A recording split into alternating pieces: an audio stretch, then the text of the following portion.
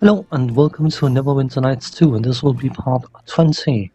In the previous part we did our chatty chat with Eleni, Niska and Duncan, so time to head outside. There's a guy over here, isn't there? No, he isn't here yet. Okay, there could have been a guy, but he isn't here yet. Never mind. We got crafting stations and all sorts in the back, but we have no use for them just now. So let's head outside.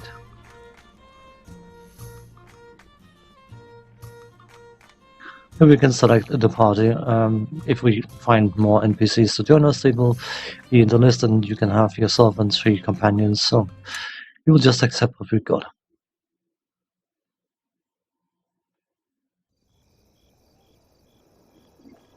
So, Sam's shop is right here, so let's go and speak to him. I'm pretty sure I mentioned that I quite like this character's voice, but he also has a bit of insight. Ah, well met again. And what can I help you with? What do you do here? This is my alchemical shop. I make potions, charms, place small wards and enchantments on items. Why is your shop down here? The docks are a little more to my taste than the merchant quarter. People tend to be more, well, honest in their dealings, less political, as it were. And trust me, finding space for a shop in the merchant quarter can be difficult and expensive. Other questions? Very well. What answers do you seek? We know how to get into Black Lake. Why was the Black Lake district closed? We've already started. Know anything about the murder of Lord Dalvin? Well, I am not one to speak badly of the dead, but Dalrin most likely deserved whatever death he had coming, and deserves to be buried in the betrayer's graveyard. It was a wonder that he wasn't exiled during the war with Luskin for his questionable involvement with weapon shipments, but the matter was not brought to light. Yet somehow, Nasher ended up getting a deed to his lands, a tithe against future levies, and a full company of additional soldiers. You think Nasher secretly forgave him in exchange for more resources? Times were difficult, and it was a necessary oversight on Nasher's part, but Dalrin never deserved to live past the war with Luskin. So he may have been murdered justly? I doubt any murder is truly just, but did he deserve to be tried and executed? Oh, yes. I do like the way he said that. Oh, yes. Very well. What answers do you seek? Have you ever heard the name Galak Char before? Well, it's not Elvish. Too harsh and guttural, but not as crude as Orcish. The word sounds like a title, though, like betrayer. Perhaps a linguist would know more, but not I. Let's see what you have for sale. So, have we got anything we need to sell? Armor for loyalty. I should probably give that to Eleni.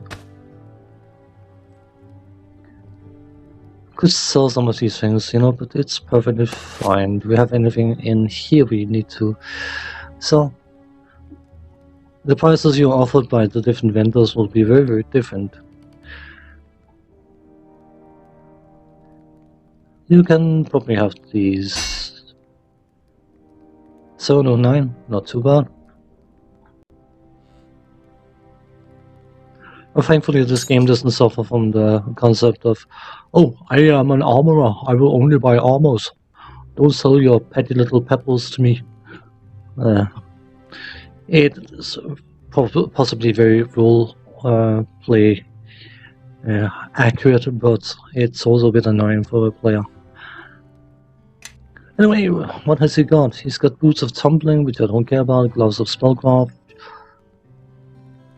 Interesting, why can't I? Oh, cleric druid. Sorcerer wizard. I'm just trying to think for a second, was the favorite soul part of the original game? I'm not entirely sure.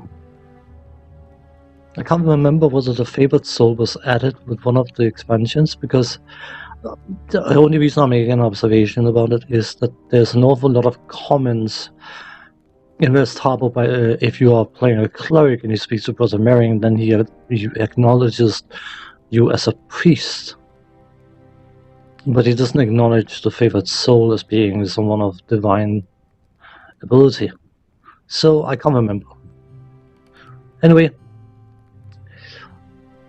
Glove of the Artificer, whatever it's called. Examine. Though the true origin of gloves of this type is unknown, those sold in Waterdeep often claim to be functional replicas of a pair of gloves once used by Halaster Blackcloak to assist him in making the notorious traps of Undermountain. Anyway, as you can see, special properties, bonus skill, craft, alchemy, armor, trap, weapons, +3. That means 3 or 4 levels less in order to reach the skill level required to craft something. I want them. Anything? No. Nothing here to care about, I think. He hasn't got a magic bag, and if he hasn't got a magic bag, then I have no use of him. No. Natural armor, bone 1, necklace of 5. Some of these items are quite nice, but they're also quite expensive, and I don't particularly care about them. I do care about the materials, though. I'm not going to buy an amethyst. But these, come on, these. Iron ingot, I don't care about. Okay. So, we're done here with that. I can put those metal bits in this bag. Should probably sort in so to make sure that they're not getting spread all over the place.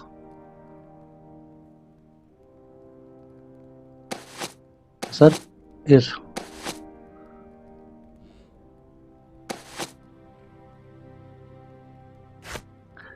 Can you identify these two? Yes. She said yes, so one of polarization, one of lightning. Yeah, well, it could be useful, I suppose, at one point or another.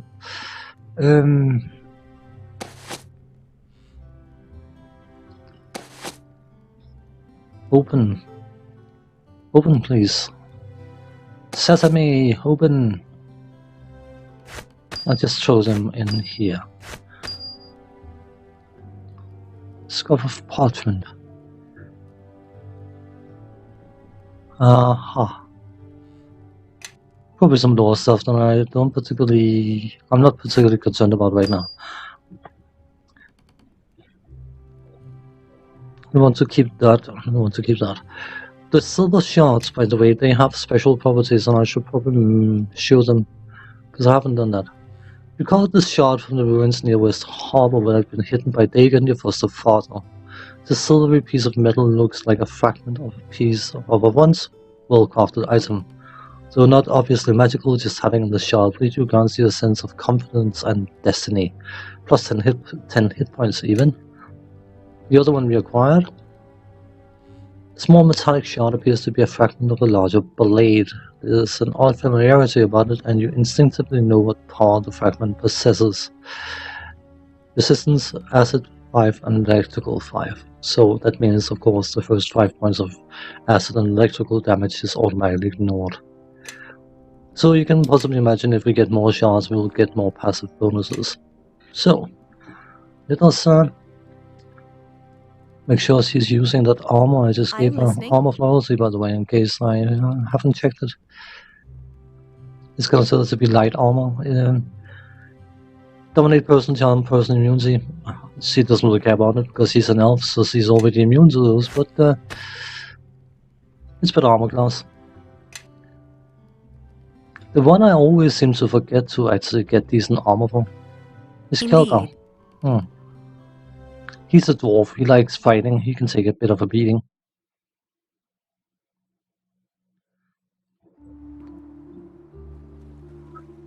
Oh, I hate when it does that.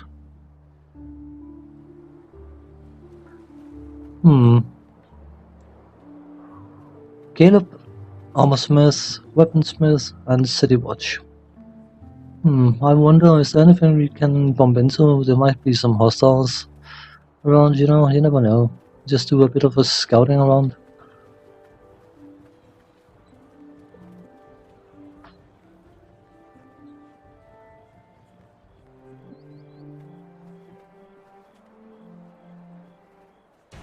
Oh. There are some bladelings apparently.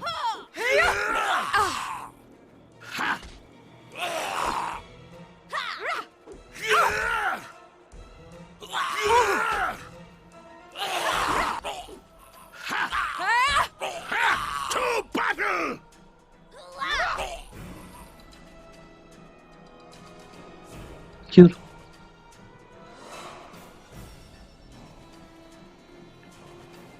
How they manage to, I suppose. They are sneaky devils, so...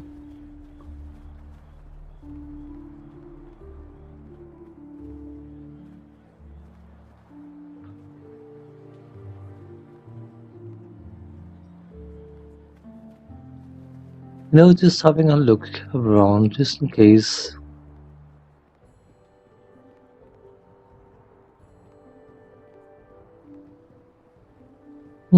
Nothing. I'm disappointed.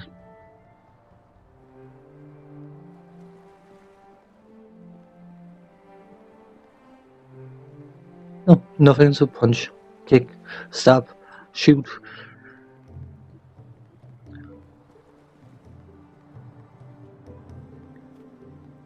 We got an armor and we got a weaponsmith, but to be honest, I have very little interest in either, because I don't really want to, as far as I remember, I don't really want to buy anything they have for sale. They're very good drop-off points though for Sun and Dude. I don't know if I've mentioned it already, but the different vendors have limited funds, and you can actually run a vendor out of money, which means of course that the vendor can't buy any of your stuff, which is slightly annoying. Anyway, let's go and speak to the watch.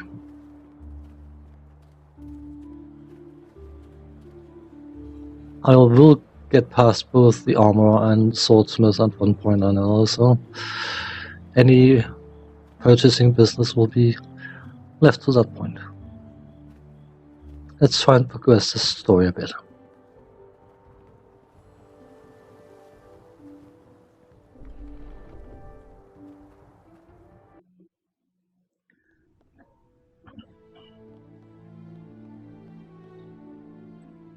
There must be someone you can spare, Lieutenant. He's the first to take a stand against these thugs and deserves our protection.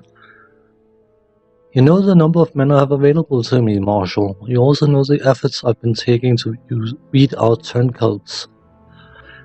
I can send some watchmen to this shopkeeper, but then we'll have to postpone the sweep through the Northern District. I'm sure you'll agree that we want every man available for that operation. The Council hasn't done us any favor with that last vote, have they, Lieutenant? We'll just have to make do with what we've been given. Very well, postpone the sweep, assign some men to the shopkeeper, place the others on pair. Well, look what the wind's brought into Neverwinter. It's good to see you again. If I recall, you were promised a reward if you decided to seek me out. I spoke with my captain once I had returned, and she agreed that your services were quite valuable. No reward is necessary, I was just trying to help. Glad to see your harrowing journey through the mail hasn't changed you. A lot of people come out of that place changed, and not for the better. But enough of that, what can I do for a fellow harborman? I need to enter the Black Lake District. Beautiful place, worth the trip, but we have the entire district locked out tight. You won't be getting in there anytime soon. Why, what happened there? Foulest murder. I'm not permitted to give you any details as the investigation is ongoing, but it's serious. Even the majors of the clock tower has gotten involved. But why is it locked down? Again, I'm not permitted to say. If it makes you feel any better though, even some of the nobles who live in the district haven't been permitted to return. The only way anyone gets in if they are a member of the watch, and Captain Verlaine has to personally approve anyone who wants to enter Black Lake. That woman takes the job very seriously. She won't just give you one if you ask. I would assume permission pass thing. What if I work for the City Watch? Will that help? It would be a good start. Knowing you're more than capable of handling the job. If you make enough of an impact, Captain Berliner may even take an interest in you. And believe me, you'll have plenty of opportunities to show off your abilities. What do I need to do? The City Watch has lost its grip here on the docks district. Criminal gangs are running loose, and even some of our own men seem to have forgotten the oath that they took when they joined. It hasn't been just your usual crime wave, however. These thugs have been well organized. We've heard her name, Moira. We think she's the one running the gang. We also know others have tried to organize their own gangs. The City Watch is outnumbered. We can use every man willing to join our ranks. Well, we have an issue now. This is not a man. I'm not going to make any more gender relevant comments. It's not important. Sign me up. What I tell you about this one row gets things done with a little fuss. Yes, sir, a valuable recruit. The captain will be pleased. Yeah, you'll need to wear this cloak to mark you as a member of the City Watch. And believe me, your arrival has helped us out immensely. Now I wish we had the time for you to settle in, but we've got a problem with one of the shopkeepers. His name's Hagen, and he's decided to stand up to the criminals of this district. Get down to his shop and make sure nothing happens to him. My gut tells me Moira's crew isn't through with him yet. Lieutenant, it would seem our problems are solved. The sweep of the North Docks can occur on schedule. Yes, thank you. I recommend that you make your way to Higgins as soon as possible. I worry for his safety. Cool. So, we have been given our first task as a city watchman. We can probably squeeze that into this episode. By the way, I'm fairly sure we don't actually need to wear that cloak, but we got it. It gives us some bonus to diplomacy and intimidate. But remember, because of course this character is a flirty little lady, she's got penalties to intimidate. It suits me fine. I mean, I can see the fun. Hagen's shop, by the way, has been marked on the map. I can see the fun in being, perhaps, well, towards bad guys, not towards not so bad guys. Then I suppose acting all tough and saying, "How many are you?" when there's so obviously only one person present. That could be sort of cool, but diplomacy. Just trying to get along with people, much better. Anyway, Hagen's shop is here.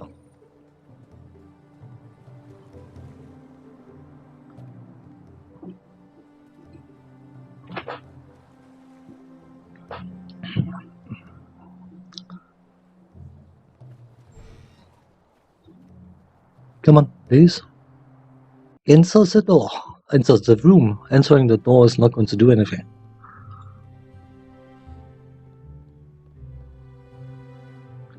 Well, Matt, is there something I can help you with?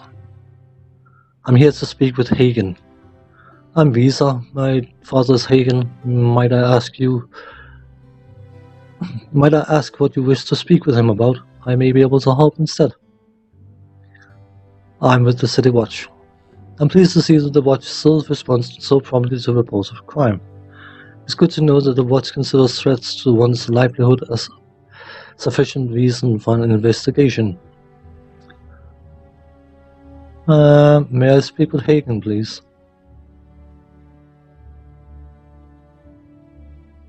Yes, of course, my father will be happy to know that his plea has been answered.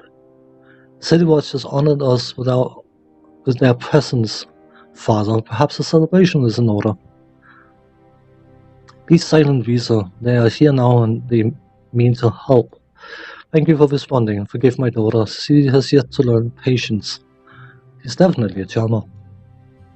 I'd be wanting protection as well if there were more of your kind running loose in this city.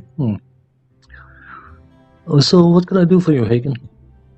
I wonder what to put a stop to the tribute demands that a local thug named Caleb has insisted from the merchants.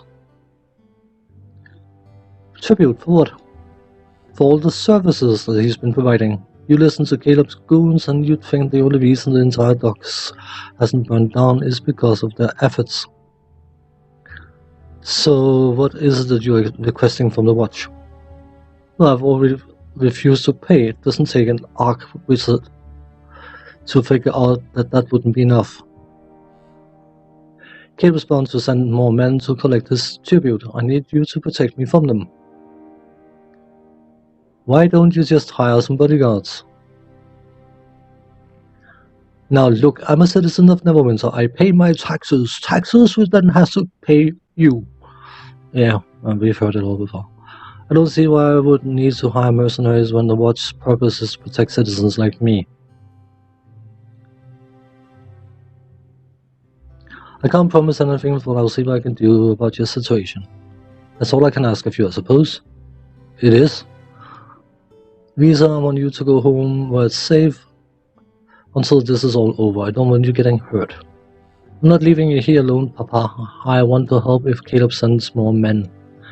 No, and that's final. You'll go home and stay there until I tell you otherwise. The City Watch is here to protect me now. Yes, Papa, but if anything happens, I want you to let the watch handle it. Do you promise that you will stay out of it?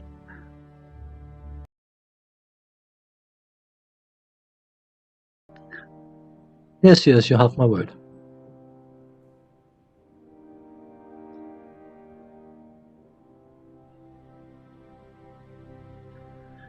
Caleb didn't like your answer, merchant. You will pay him tribute or things will get unpleasant here pretty soon. I will not be bullied.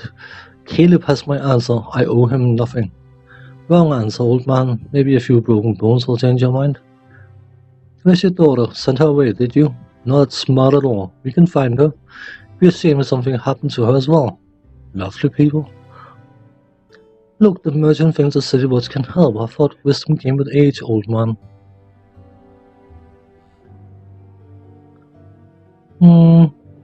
Let's be truly lawful. You're all under arrest. Ha! Careful, boys, we are being arrested. Oh, woe is us. What will we do? Why don't you just get yourself a pastry while we finish our business here, hound? Are you going to come quietly or not?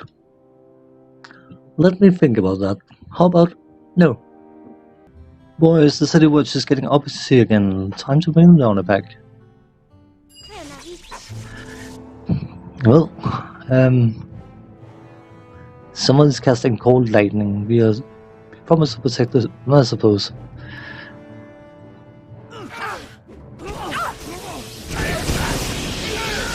Obviously it doesn't blow up half his shop. I must apologize for questioning the dedication of the City Watch. I thank you for what you have done. The watch is here to serve. Good day.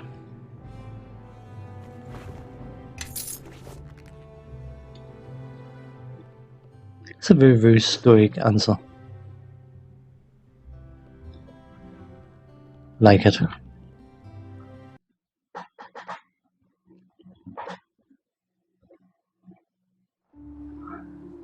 So, with that done, we can end this party, and when we come back, we're going to head back to the City Watch building thing and be told how gloriously glorious we are for our efforts at protecting Hagen, and see what else we get assigned to do. So, on that note, thanks for watching, take care, see you in the next one. Bye bye for now.